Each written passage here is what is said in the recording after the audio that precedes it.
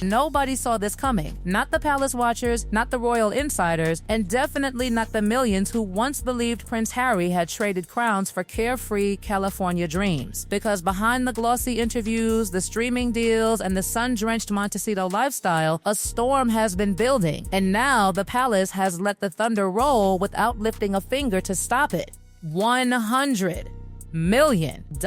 That's the number ricocheting through royal circles like a scandal wrapped in silence, not whispered as gossip, not denied as fiction, just allowed to exist. And in palace language, silence is never empty. Silence is strategy. Silence is confirmation dressed in velvet gloves. For years, Harry's financial independence sounded bold, rebellious, even inspiring. The prince who walked away from privilege to build his own empire. The man who said freedom mattered more than titles. But freedom, as it turns out, sends invoices, and those invoices don't care about royal blood. The picture forming behind closed doors isn't about wild shopping sprees or reckless splurges. It's colder than that. Contracts with teeth. Deals that looked golden on paper but came with deadlines sharper than palace protocol. Media ventures that promised creative control but demanded constant output. When projects slowed, the penalties didn't. The bills didn't. The pressure didn't. And then there's security. The invisible price tag of being one of the most recognizable men on earth. When you're no longer a working royal, the institution doesn't cover the armored cars, the trained protection teams, the endless logistics of staying safe in a world that watches your every move. That burden shifts quietly, completely.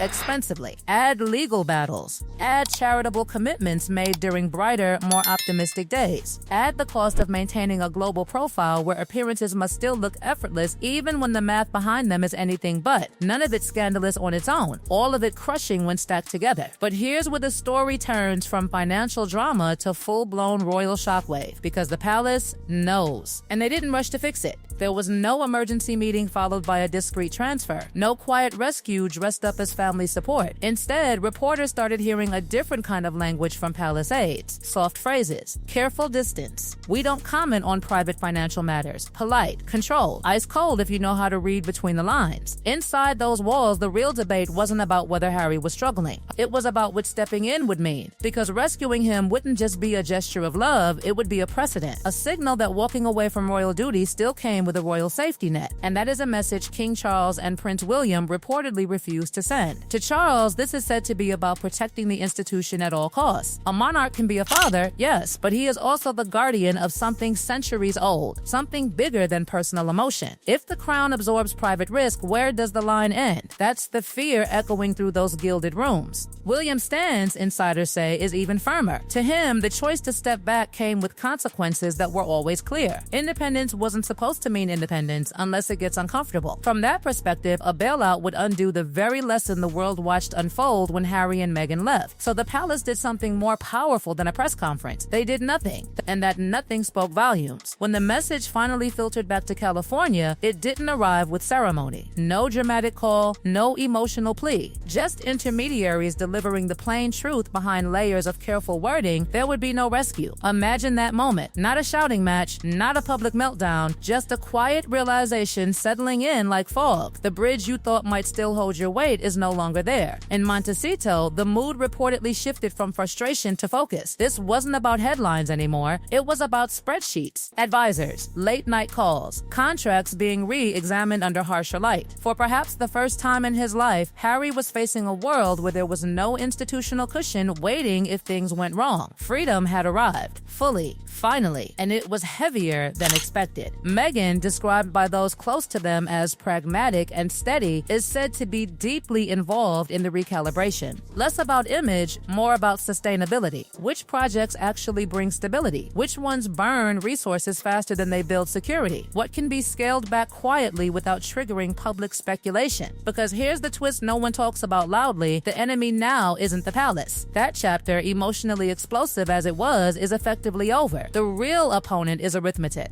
Income versus obligation. obligation, vision versus reality, pride versus practicality. Outside their home, the world spins the story in extremes. Some call it abandonment, others call it accountability. But inside, it's neither melodrama nor revenge. It's adjustment, the slow, unglamorous process of learning what life really costs when the crown is no longer underwriting the risk. And yet, the emotional undercurrent is impossible to ignore. Money in families, even royal ones, is never just money. It becomes a symbol of approval, of loyalty, of whether the door is still open or firmly shut. For Harry, the silence from the palace may sting more than any public criticism ever did, because public attacks can be fought. Silence cannot. Silence simply stands there, immovable, forcing you to move instead. What makes this saga so gripping isn't just the number, that eye-watering $100 million shadow. It's what that number represents. The collision between a prince raised inside a system designed to absorb shock and a man now living in a world where every decision lands directly on his own shoulders. This isn't a fall. It's a reckoning. A moment where dreams of total independence meet the stubborn reality that independence doesn't come with applause, it comes with bills, boundaries, and consequences no title can soften. And as the palace holds its line and California tightens its strategy, one question hangs in the air heavier than all the speculation combined. Can a prince who walked away from the safety of the crown truly build a kingdom of his own when the price of freedom is finally due? And just when you think the storm has peaked, the story twists again, because this was never just about debt, dollars, or royal pride. It's about identity, about what happens when someone raised inside one of the most protected systems on earth has to live without the system and discovers the world doesn't bend just because you once wore a crown. Harry's life used to run on rails laid down long before he was born. Advisors anticipated problems before they appeared. Institutions absorbed criticism. Security, funding, logistics, all handled by a machine so well oiled he barely had to see the gears turning. That wasn't weakness. That was the design of royalty. You are the symbol. The system carries the weight, but symbols don't get invoices. People do. Now, every deal has to perform. Every project has to justify itself. Every public move carries not just reputational risk, but financial consequence. The safety net that once made bold choices feel survivable is gone, and in its place is a tightrope stretched high above public opinion, media scrutiny, and very real expenses that don't pause for emotional processing. And here's where it becomes deeply personal. Because whether the palace intended it or not, their refusal to step in redraws the emotional map of the family. This is no longer just a disagreement over roles or interviews or who said what in which documentary. This is a line in the sand made of numbers, a boundary that says love may still exist, but responsibility stops here. To outside observers, it looks brutal. A father and brother watching from a distance while a son and sibling navigate financial turbulence. But inside the monarchy's logic, this is framed as necessity. If they blur the line now, they blur it forever. If they absorb the risk, they inherit the consequences. And for an institution already under modern pressure,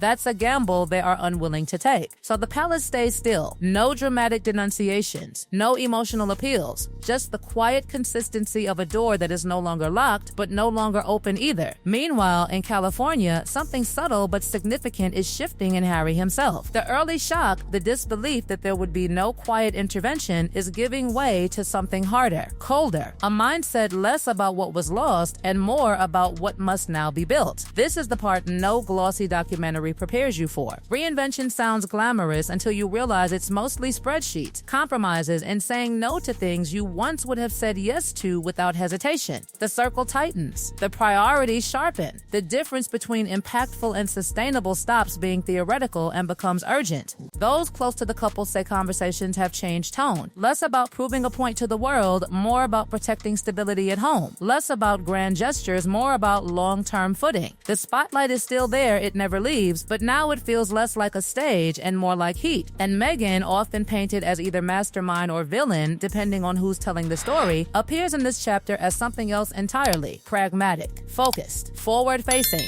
not obsessed with revenge, not waiting for apologies, but looking at the terrain as it is, not as it was. Because the palace's stance, harsh as it feels, brings clarity. There will be no secret inheritance to smooth things over, no discreet royal mechanism humming to life behind the scenes. What exists now is what they create, period. That clarity can be terrifying. It can also be freeing in a different, quieter way. Back in Britain, the implications ripple outward. Courtiers and commentators watch closely, not just for gossip, but for precedent. If a senior royal can step away and still expect rescue, rescue, the entire structure softens. But if stepping away truly means standing alone, the message to future generations becomes unmistakable. Independence is real, and so are its consequences. For King Charles, this may be one of the most emotionally complicated chapters of his reign. A monarch measured not just by policy and ceremony, but by how he navigates a deeply human situation where fatherhood and duty collide. Every choice costs him something: public goodwill, private peace, or institutional strength. He cannot win cleanly. He can only choose which loss he can live with. William, watching from the position of heir, seems to be taking notes for a future he knows will demand similar steel. The Martin monarchy cannot afford blurred boundaries, he reportedly believes. And if that means short-term pain to secure long-term clarity, then pain it is. But history has a funny way of softening hard lines. Today's standoff could be tomorrow's cautious truce. Family bonds don't evaporate just because finances get complicated. They go quiet, they harden, they wait. For Harry, the road ahead is no longer about reclaiming status or rewriting the past. It's about endurance, about proving, not to the palace, not to critics, but to himself, that the leap he took can land on solid ground, even if the ground is rockier than promised. The fairy tale of freedom has shed its sparkle. In its place stands something more adult, more demanding, more real. A life where every success will be earned without institutional cushioning, and every setback will land without royal insulation. And maybe that is the final unspoken